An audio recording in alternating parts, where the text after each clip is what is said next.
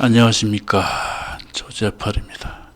오늘도 건물은 매각에서 제외되고 토지만 나온 법정 지상권 물건 하나 보겠습니다.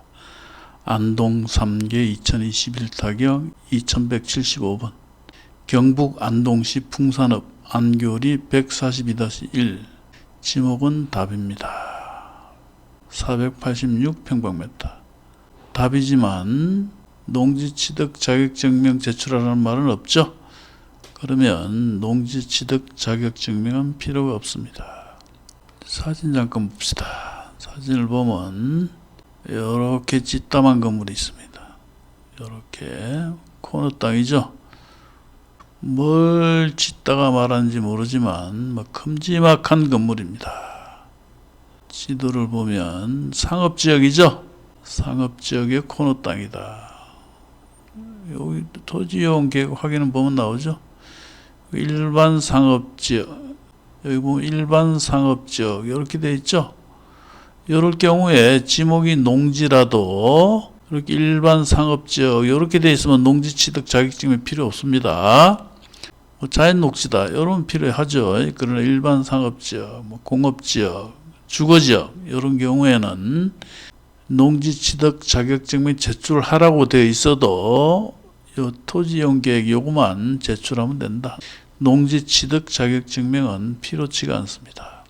자, 감정금액이 4억 143만 6천원으로 되어 있는데 여기 보시면 최저가는 제시의 감안 가격임 이렇게 되어 있죠. 여기 무슨 말이냐 하면 요 최저가는 요 건물 경매에 포함되지 않는 요 건물로 인해서 저감이 된다. 그런 금액을 표시한 겁니다. 의미 없어요.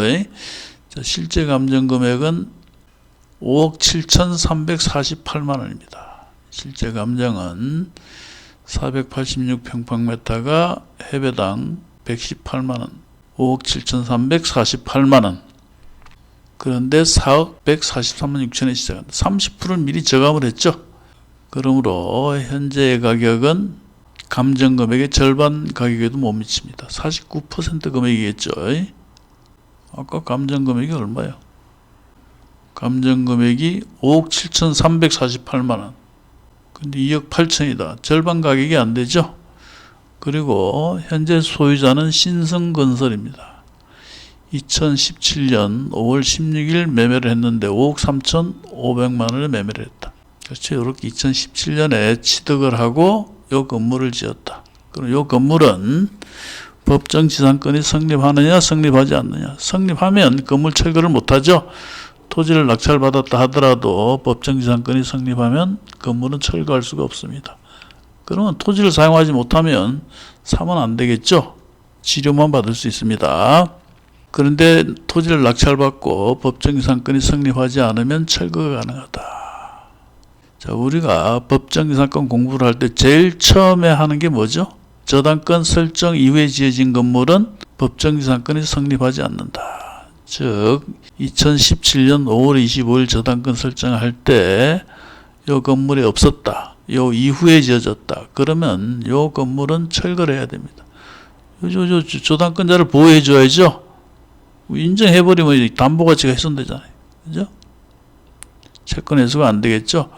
그래서 저당권 설정 이후에 지어진 건물은 법정지상권이 성립하지 않는다. 고로 토지의 소유자가 바뀌면 철거를 해야 됩니다. 자, 그러면 이 건물은 요 저당권 설정 이전에 지어졌는지 이후에 지어졌는지 확인을 하기 위해서는 여기 안동시청에 연락해서 착공일자를 물어보면 간편하죠. 그런데 요 위성지도에서도 확인할 수 있습니다.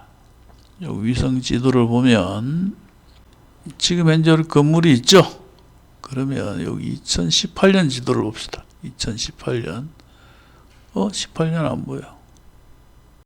18년이 안 보인다고 욕하는 거 아닙니다. 18년이 아니고 2018년을 말하는 겁니다. 18년이 안 보인다. 그럼 로드뷰를 한번 봅시다. 로드뷰. 이렇게 꾹 누릅니다. 현재는 이렇게 건물이 있죠. 건물이 있습니다. 그러면 여기서도 18년 로드뷰를 볼 수, 2018년 9월 달이죠. 여기 9월 달 꾹 누릅니다. 비교를 해봅니다. 건물이 없죠. 이때는 건물이 없습니다. 이때는 건물이 없고, 여기 2018년 9월 사진 아닙니까? 2018년 9월 사진, 여기 2018년 9월 사진이고, 이것이 현재의 사진이다. 즉 2018년 9월 달에는 건물이 없었다. 그렇다면 저당권은 2017년이고 2018년 9월 달 사진에 건물이 없으면 저당권 설정 이외에 지어졌죠. 그렇게 되면 법정 지상권이 성립하지 않습니다. 그리고 유치권은 뭐 의미 없습니다. 철거가 되는 마당에 유치권은 아무런 의미가 없다. 건물을 산 게 아니지 않습니까?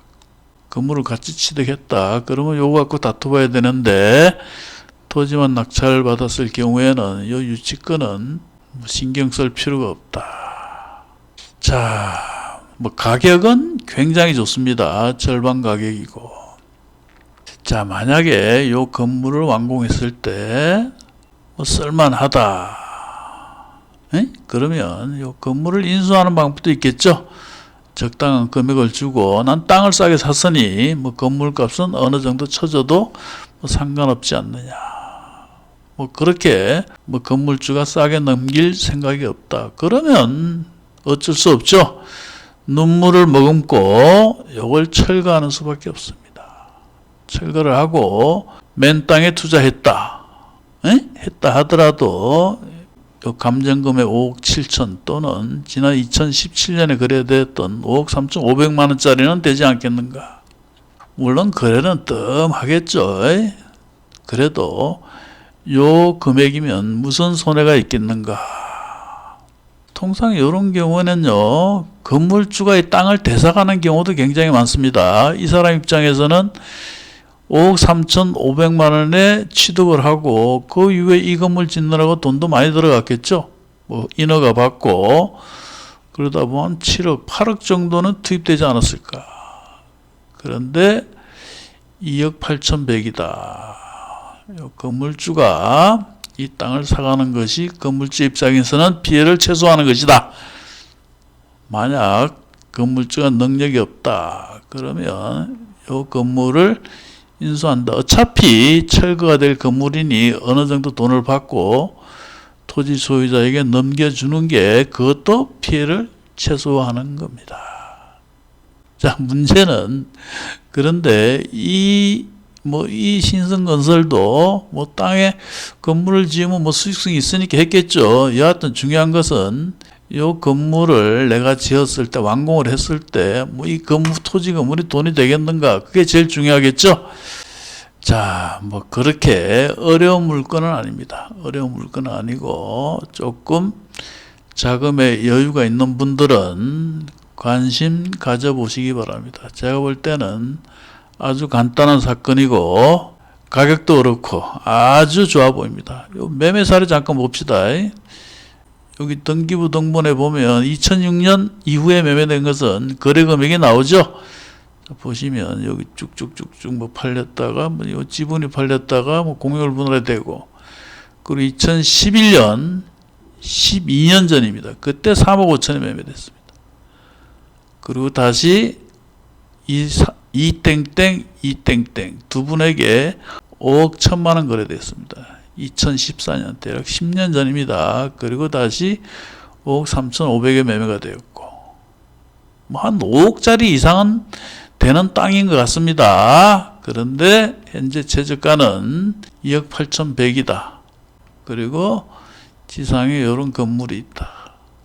요 위성지도도 보면 요 코너 땅인데 뭐 좋아 보입니다. 상업지역이고, 그죠? 로드뷰도 봐도 여기 큰 길인가 보다. 뭐 그럭저럭 좋아 보입니다. 뭘 지으려다가 다세대를 지으려고 그랬나, 요런 놈을 지으려고 그런 것 같기도 하고, 그죠? 필로피 구조고 요런 놈을 지으려고 그랬는지 하여간 답사를 가 보시고 괜찮다 싶으면 입찰 한번 고려해 보시기 바랍니다. 자, 영상을 보시고 도움이 되셨다면 구독과 좋아요 꾹 눌러주시고 널리 알려주시기 바랍니다. 자, 오늘은 여기까지 하겠습니다.